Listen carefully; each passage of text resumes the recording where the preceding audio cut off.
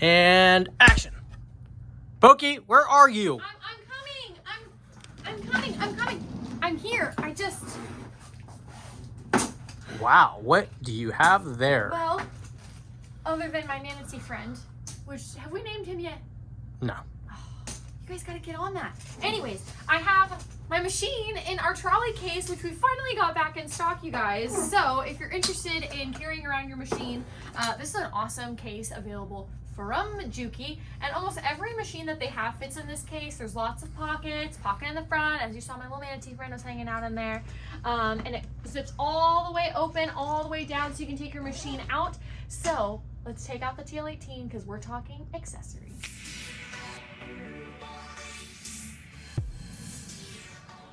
Guys, it's Boki here from Gigi's Fabric Shop and home to Juki Junkies, and today's video is going to be about accessories for the quilter. So I know we made a video on bag making accessories, free motion quilting accessories, but this one just kind of wanted to go out to the quilter, so the person who needs that 1/4 inch, different seam guides, a couple different options out there that would pertain to the quilter. So I did want to quickly address that trolley case that I rolled in on with the TL machine that fit in there. Let's talk about which machines fit this cover. So this is going to be for the Juki TL series, so TL18, 2010, 2000, all those machines, as well as the F series, the G series, any of the little small travel machines.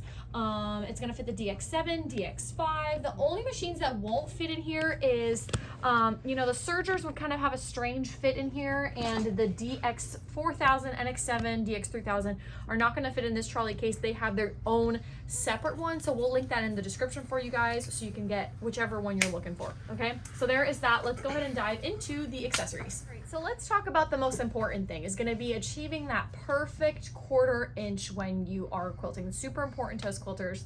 So I did do a very in-depth video on the different 1/4 inch feet, but I'm going to quickly address them, not nearly as in-depth as that video, so make sure you check out that video on our channel. We'll link it in the description below for you guys, but I'm just going to go over the quick couple options. So let's talk about the standard presser foot that comes on your machine. So right now I have a different foot on there, but it looks very similar to this one that's on there.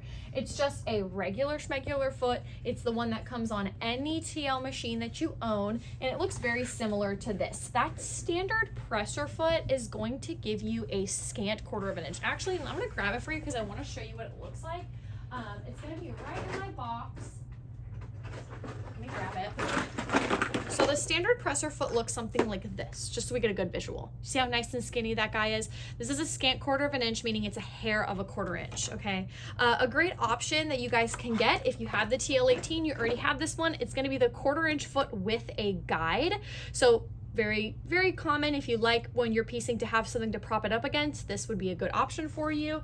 And I did want to quickly address, if you can notice on our website, we have the 1/4 inch foot, but then we have one that is the 7mm foot. If you're wondering what a 7mm foot is, it's the European take on a 1/4 inch. So they use a 7mm on their patterns, on like their standard patterns. So instead of using a 1/4 of an inch, they tend to use a 7mm one. So if you're looking for something specific like this, you definitely can do that. It's available in the compensating, the hinged, and the one with the guide. So whatever you're looking for, the 7mm version is out there. So this is bigger than a 1/4 of an inch. It's not as big as a 1/2 of an inch, but it's somewhere around there. It's definitely bigger than a 1/4 of an inch, you guys, okay? Another great accessory is going to be the 1/4 inch compensating foot. This does come with the TL18, so you might want to check your stash, but that presser foot looks something like this. All right, it's a 1/4 inch with a very heavy guide right here. There's actually a spring in here that loads and applies pressure onto this guide. I talk about in our 1/4 inch video in what instance would you want to use which foot. This is basically, in a nutshell, this is for thicker and heavier fabrics. You wouldn't want to use this on just your 2 layers of cotton when you're piecing. So check out that video for a more in-depth explanation on that, okay? So those are our 1/4 inch feet options, as well as this one that I have on the machine. This one is called the hinged 1/4 inch foot. So basically what that means is, here, I'll take it off so you can see it. The hinged 1/4 inch foot is a true 1/4 inch foot that doesn't have a guide or anything. You would just follow the right side of the foot. All right, you just follow the right side or the left side, and you would get that true 1/4 of an inch. So kind of compared to here, This one's gonna be just a hair smaller. Okay, you can see by the prongs being skinnier, but this one is a true 1/4 inch, whereas the standard presser foot is a scant 1/4 inch. Okay, so that's also an optional accessory. That's my favorite. And in the video that we have online, I do go in depth on why I prefer this one, or like I said, you decide for yourself what you'll benefit from in your quilting. If you like the guide, without the guide, if you want to get a scant, what you can use. But now let's dive into the different kinds of guides that you can put on your machine to help you achieve a 1/4 inch if you feel like you need a little bit more assistance, or if you're trying to achieve a different type of seam allowance. Alrighty, so the guides. So there are 3 options available, one being the magnetic guide. I don't have it in stock, unfortunately, because you guys tend to really like that one. That one's a very universal kind of guide that can work on most every machine. So the magnetic guide, you guessed it, magnets onto the machine, and it'll snap right onto the plates that it'll magnet on, and then you can move it, you know, accordingly to whatever seam allowance you'd like to get. And that you can switch between like your computerized machine and your mechanical machine. No, the magnet's not going to hurt your machine. It's intended to be used on these machines. It would have to be a really strong magnet to make any difference on a computerized machine. So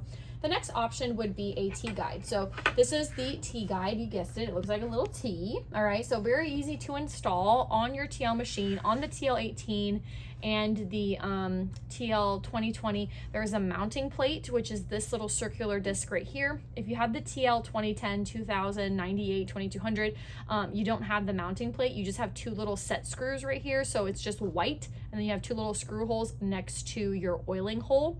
So you can still use it, just yours might look a little different. So when you get the T-screw, you get the guide, and then you get these 2 little black screws. Okay, these black screws are what are going to set the T-screw into position. So you would just kind of align it up. And I'm going to do it just briefly here, just so you guys have an idea of how this works.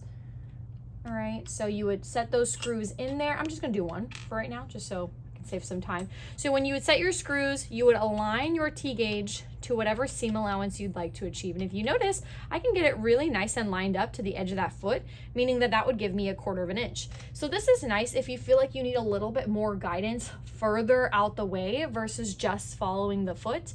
If you use 1/2 inch seam allowance all the time, you can set it to be a 1/2 or 3/8, or really whatever you're trying to achieve. But this is nice for the person who is working with one set seam allowance. You're not fluctuating all the time, and if you are, it would be set to something smaller to follow that foot. But this is usually what I recommend for my quilters out there who just want to use one set seam allowance and get a nice long guide to follow. The next option would have to be the swing gauge.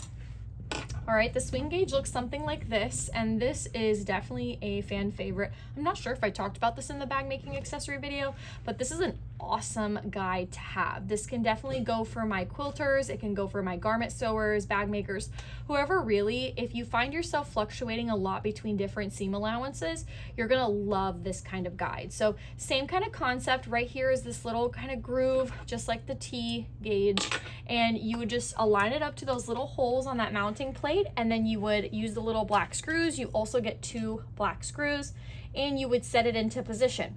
Now, what makes this guide so extra special is that once you have one position set, so here I would, decide, let's say I wanted this one to be 1/2 inch. Okay, so I set it to be 1/2 inch, I would tighten the screw. Now, actually, let me tighten this one just so it stays in place so I can actually show you kind of how that works. Tightly, there we go.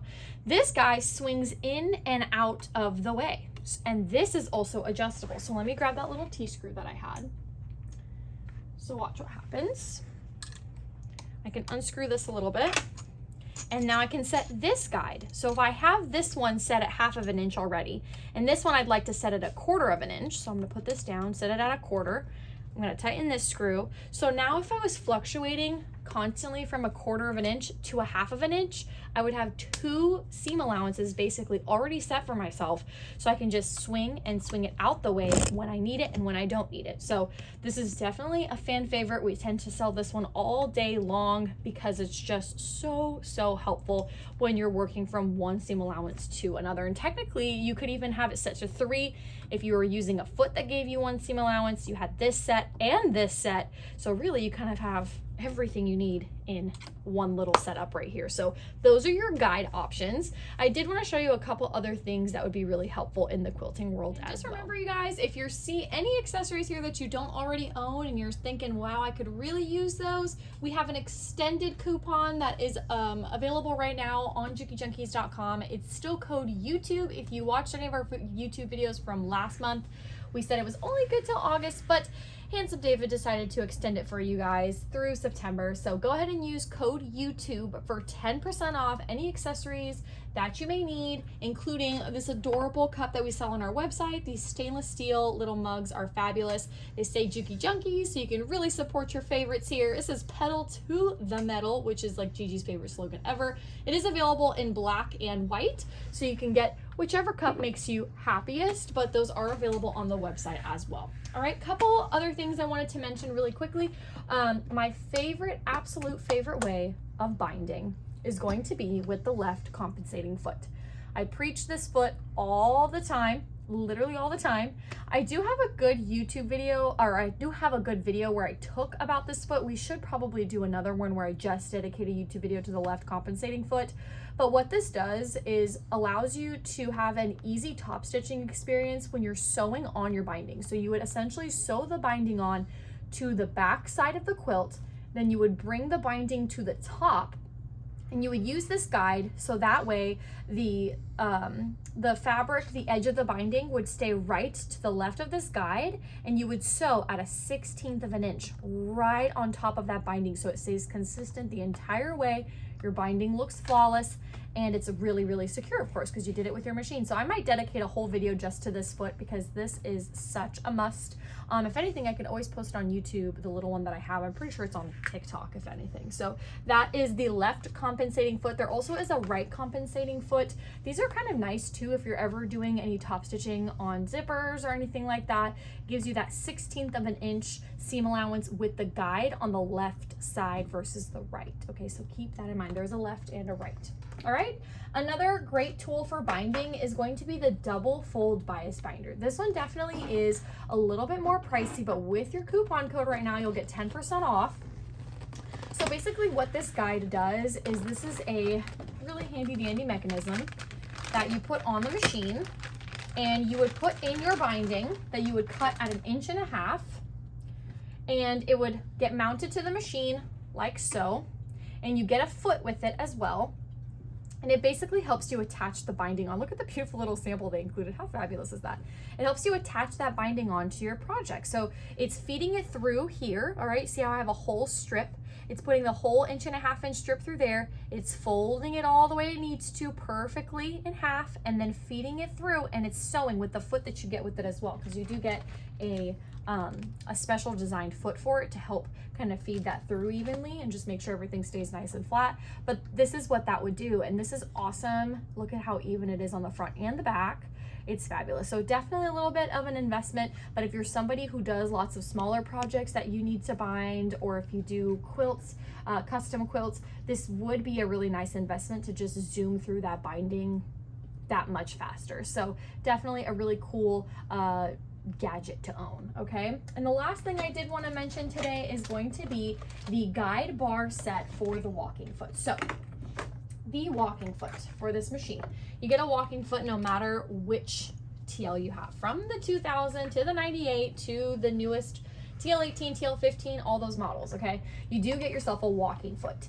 Now, depending on the model, I know on the TL15 and I think on the TL 2020, you do get the guide bars that go onto the walking foot. So this contraption is particularly nice if you're somebody who does any straight line quilting, or like on this sample where we're doing diagonal quilting.